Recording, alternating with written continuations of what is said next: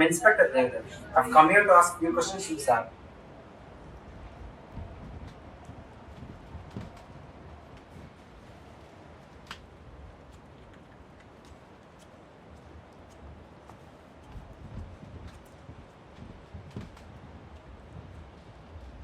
Can I have a coffee, please?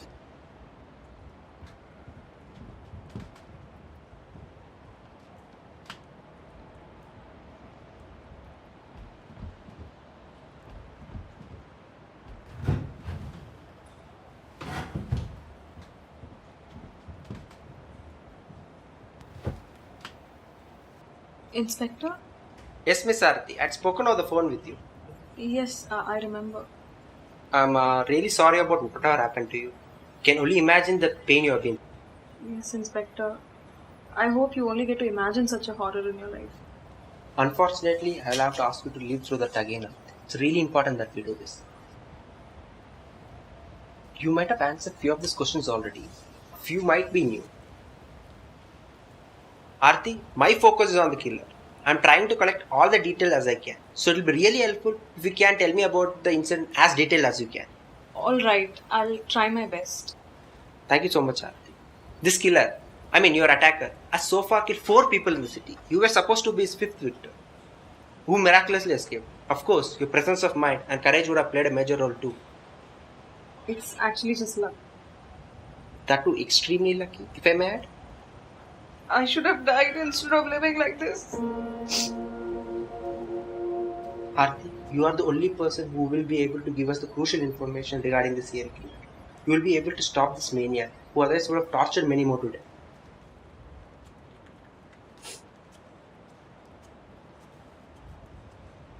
Thank you so much, Arti. But first tell me, who is the woman who opened the door? Who? Rani? She's my maid. She's been with me for 3 years now. It was she who saved my life that night. She's the reason I'm alive today. Now, could you please tell me what happened the Thursday night? Yes, Inspector. You had just returned from work, am I right? Yes, I worked late than usual. What time was it? Do you remember?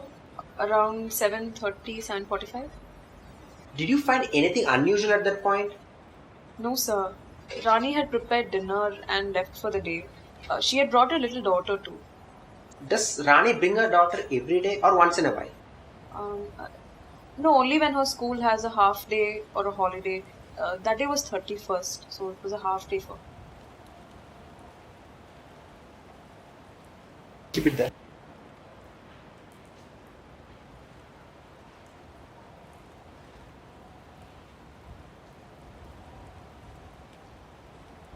So she left and you were still alone at home?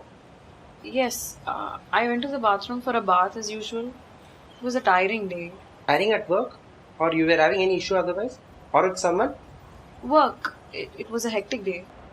Okay, you were still alone after your bath and you didn't find anything suspicious at that point? No, sir. When I came back and started to wear my clothes, the power went off. I quickly wore my clothes and went to grab my phone on the table. Right before I could take it, I heard a sound in the kitchen. Something had fallen, a plate or something. I took my phone, turned on the torch and went to the kitchen. On the floor was the food Rani had prepared for me. Chapati, cabbage. I was scared, wondering what had done this. It didn't occur to you that there would be a robber at your place? At that moment, I could only think of something supernatural in my house. I'm scared of ghosts and demons and everything you see in horror movies. I never thought there was another person in the house. Okay, I can understand. So you're trying to do what? Clean the floor then? I kept my phone on the kitchen sink and crouched on the floor. I heard footsteps behind me. I thought I was imagining it. Suddenly, a hand grabbed my neck and pressed so hard that my scream got stuck in the throat. And I was pulled up. Did you try to fight back at that point?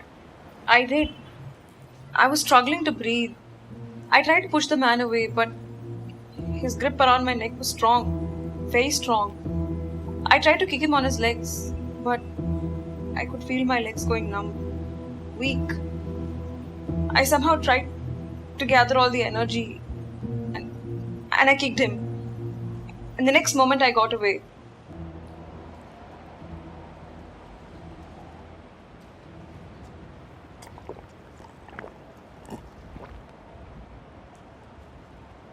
I remembered my phone was on the kitchen sink.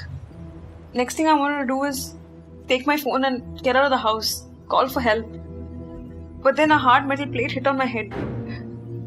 The pain was absent, but I lost my senses. I fell on the floor, but I could still feel him lift me and tie me to the stair railing. Did he seem calm or aggressive? Pretty much calm, if I can remember. But I was helpless, unable to move.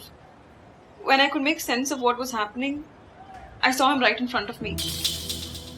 Did you get to see his face? No, sir, he had covered his face with a black cloth. He was well built, though.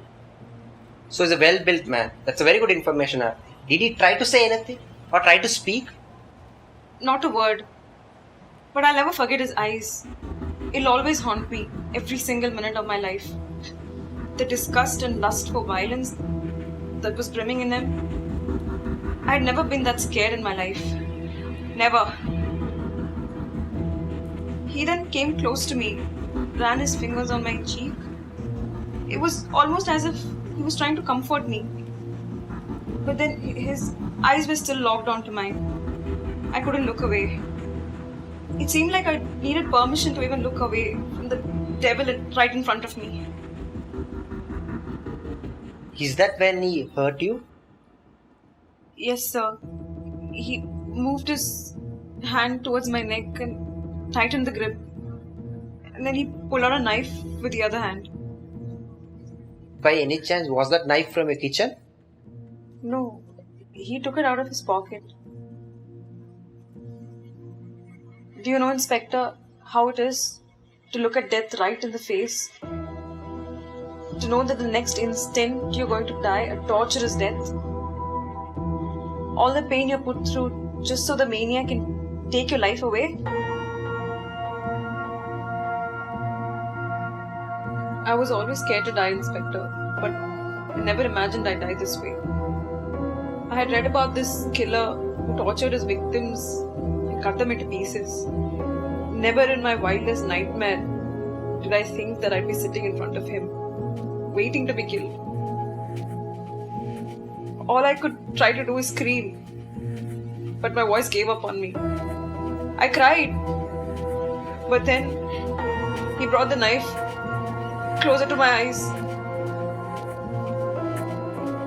And the next moment, like a professional, he pushed it through my eyes. Before I could realize what happened, everything had become dark. Did you scream or play with him? I wanted to scream, but I couldn't. I was shocked. The pain came later, after the shock. Do you know how it was? It was like squishing a lemon. The sound you hear then, it was exactly like that in my head. His grip on my throat was still so tight. I could feel the blood flow down my cheeks. You know what was running in my head? No, it was not how I could escape, but how much more? How much more did I have to suffer to die? Did he stop with that? I wish he had, but he didn't. He then punched me on my cheek. But then the doorbell rang. It was Rani. Her daughter had forgotten her homework here, she later told me. She called out my name a few times. And then I heard the door unlock. She had the keys. The sound of the door unlock is exactly when he loosened his grip around my neck. I think he was scared, but I don't know how he got away that moment. You see, it was not courage or wit that saved my life. It was pure luck. I can't even try to console you at this moment, Aarti. But Yes. had you seen something that might help us identify the person? Anything?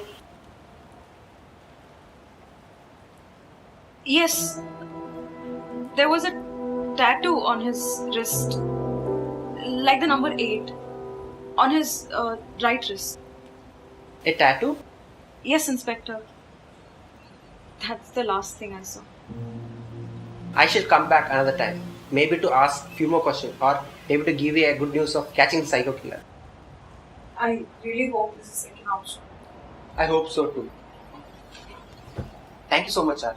I've arranged some police security for you. Since it's been only yesterday that you've come back from hospital, some protection is always good. Thank you, Inspector.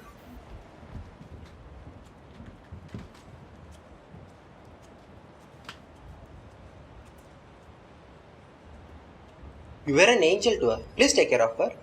Where are you from? What? You can't speak? Are you mute? Oh, I'm sorry.